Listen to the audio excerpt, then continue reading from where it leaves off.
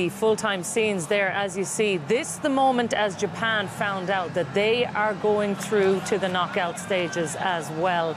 The first ever time at the World Cup that a team has advanced on the fair play rule. And look, Didi, it's a crazy way to go through in a competition. But look, Japan don't care, do they? No, they don't. I don't agree with it, though, because it shouldn't come down to yellow cards. And because sometimes in a World Cup, you've got games where it's getting really feisty. And, you know, when you play against a team that's very physical, you've got to look after yourself. And well, I'm not sure what the perfect solution would be. I don't like Japan going through in the yellow cards. I think they do deserve their place in the last 16. I think they've been excellent in their group stage. But it's harsh on these guys because that's one of their strengths, their physicality, and they kind of get punished for what really makes that team good. We've seen it again today in the first half. They've been excellent.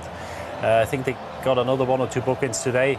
But that's the way they play. And, yeah, I feel a bit sorry for Senegal, I have to say, because they really lit that tournament up, gave a great account of themselves. And, yeah, very disappointed for them. And I can't even imagine how they feel now. Yeah, well, I'm sure you can after you saw Germany last night, unfortunately.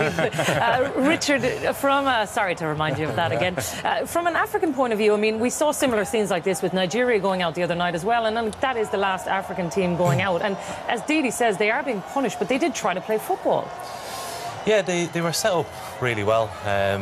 They came into the game knowing that they needed a draw, and probably that was on the back of their minds, that they weren't as free as they wanted to be to go forward. But going back to the yellow card things, you would imagine then going forward that VAR will have to look at all yellow cards and all. It's going to be that important in terms of the outcome of a group stage, that people are going to be wanting yellow cards checked, rescinded and changed and different things like that. But it's disappointing for them. It's disappointing, I suppose, for the African continent, where they thought maybe they could start to progress and looking to compete in the later stages of the tournament. And this tournament, it's not worked out. It's not worked out great for them. But I think Senegal have been very unlucky.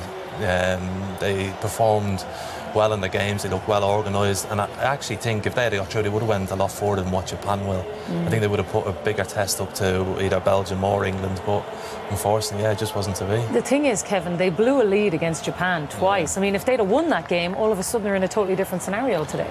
Exactly. You know, even today, I thought they had the better chances during the game. Colombia didn't look like scoring another set piece in the World Cup. They've turned out to be so important, more so than ever in this World Cup.